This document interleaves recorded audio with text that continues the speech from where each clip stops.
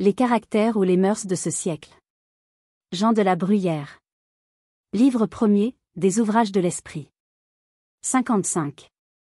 Le peuple appelle éloquence la facilité que quelques-uns ont de parler seuls et longtemps, jointe à l'emportement du geste, à l'éclat de la voix, et à la force des poumons. Les pédants ne l'admettent aussi que dans le discours oratoire, et ne la distinguent pas de l'entassement des figures, de l'usage des grands mots, et de la rondeur des périodes.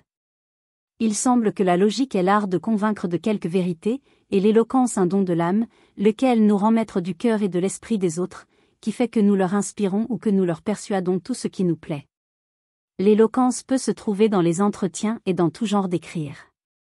Elle est rarement où on la cherche, et elle est quelquefois où on ne la cherche point. L'éloquence est au sublime ce que le tout est à sa partie. Qu'est-ce que le sublime?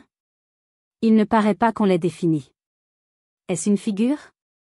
N'est-il des figures, ou du moins de quelques figures? Tout genre d'écrire reçoit-il le sublime, ou s'il n'y a que les grands sujets qui en soient capables? Peut-il briller autre chose dans l'églogue qu'un beau naturel, et dans les lettres familières comme dans les conversations qu'une grande délicatesse? Ou plutôt le naturel et le délicat ne sont-ils pas le sublime des ouvrages dont ils font la perfection? Qu'est-ce que le sublime? Où entre le sublime? Les synonymes sont plusieurs dictions ou plusieurs phrases différentes qui signifient une même chose. L'antithèse est une opposition de deux vérités qui se donnent du jour l'une à l'autre. La métaphore ou la comparaison emprunte, d'une chose étrangère une image sensible et naturelle d'une vérité.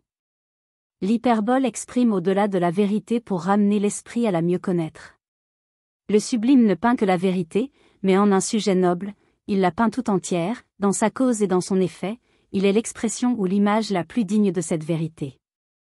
Les esprits médiocres ne trouvent point l'unique expression, et usent de synonymes.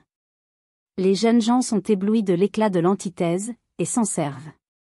Les esprits justes, et qui aiment à faire des images qui soient précises, donnent naturellement dans la comparaison et la métaphore.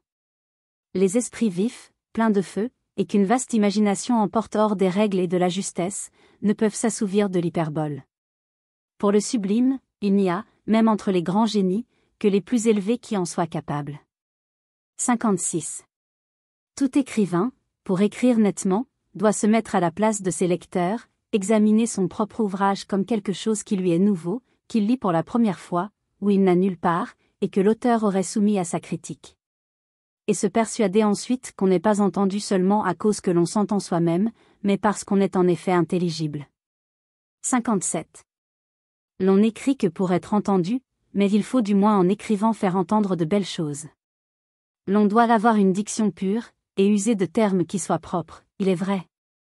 Mais il faut que ces termes si propres expriment des pensées nobles, vives, solides, et qui renferment un très beau sens. C'est faire de la pureté et de la clarté du discours un mauvais usage que de les faire servir à une matière aride, infructueuse, qui est sans sel, sans utilité, sans nouveauté. Que sert au lecteur de comprendre aisément et sans peine des choses frivoles et puériles, quelquefois fades et communes, et d'être moins incertain de la pensée d'un auteur qu'ennuyé de son ouvrage? Si l'on jette quelque profondeur dans certains écrits, si l'on affecte une finesse de tour, et quelquefois une trop grande délicatesse, ce n'est que par la bonne opinion qu'on a de ses lecteurs. 58. L'on a cette incommodité à essuyer dans la lecture des livres faits par des gens de parti et de cabale, que l'on n'y voit pas toujours la vérité.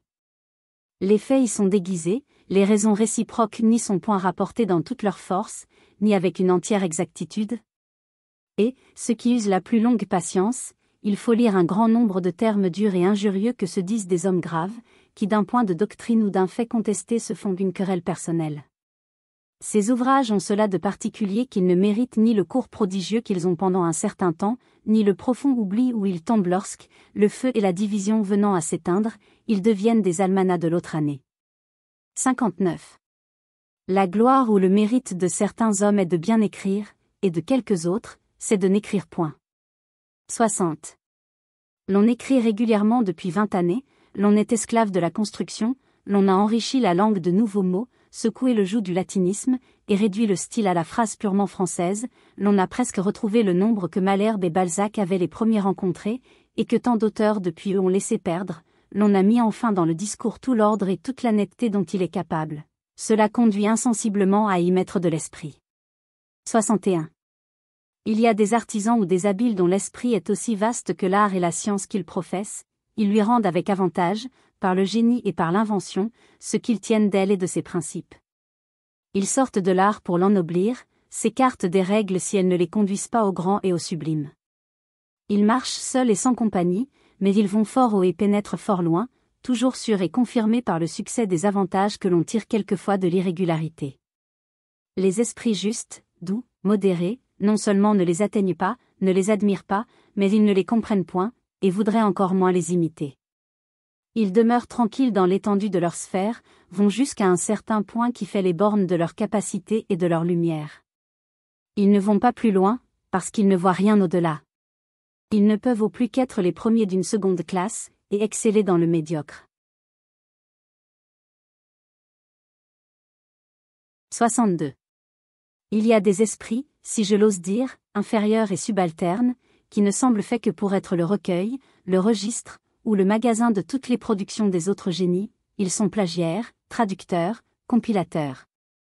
Ils ne pensent point, ils disent ce que les auteurs ont pensé, et comme le choix des pensées est invention, ils l'ont mauvais, peu juste, et qui les détermine plutôt à rapporter beaucoup de choses, que d'excellentes choses. Ils n'ont rien d'original et qui soit à eux.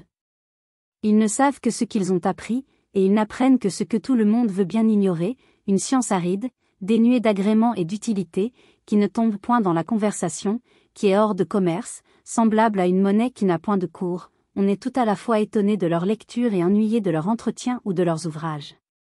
Ce sont ceux que les grands et le vulgaire confondent avec les savants, et que les sages renvoient au pédantisme. 63. La critique souvent n'est pas une science, c'est un métier, où il faut plus de santé que d'esprit, plus de travail que de capacité, plus d'habitude que de génie. Si elle vient d'un homme qui ait moins de discernement que de lecture, et qu'elle s'exerce sur de certains chapitres, elle corrompt et les lecteurs et l'écrivain. 64. Je conseille à un auteur né copiste, et qui a l'extrême modestie de travailler d'après quelqu'un, de ne se choisir pour exemplaire que ces sortes d'ouvrages où il entre de l'esprit, de l'imagination, ou même de l'érudition.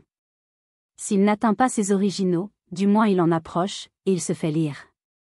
Il doit au contraire éviter comme un écueil de vouloir imiter ceux qui écrivent par humeur, que le cœur fait parler, à qui il inspire les termes et les figures, et qui tirent pour ainsi dire de leurs entrailles tout ce qu'ils expriment sur le papier.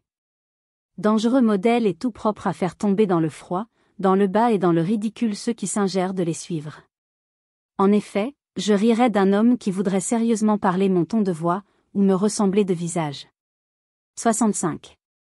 Un homme né chrétien et français se trouve contraint dans la satire, les grands sujets lui sont défendus, il les entame quelquefois, et se détourne ensuite sur de petites choses, qu'il relève par la beauté de son génie et de son style. 66. Il faut éviter le style vain et puéril, de peur de ressembler à Dorylas et Hambourg, l'on peut au contraire en une sorte d'écrit hasardé de certaines expressions, user de termes transposés et qui peignent vivement, et plaindre ceux qui ne sentent pas le plaisir qu'il y a à s'en servir ou à les entendre. 67. Celui qui n'a égard en écrivant qu'au goût de son siècle songe plus à sa personne qu'à ses écrits. Il faut toujours tendre à la perfection, et alors cette justice qui nous est quelquefois refusée par nos contemporains, la postérité sait nous la rendre. 68. Il ne faut point mettre un ridicule où il n'y en a point, c'est se gâter le goût, c'est corrompre son jugement et celui des autres. Mais le ridicule qui est quelque part, il faut les voir, l'en tirer avec grâce, et d'une manière qui plaise et qui instruise. 69. Horace ou Despréaux l'a dit avant vous. Je le crois sur votre parole, mais je l'ai dit comme mien.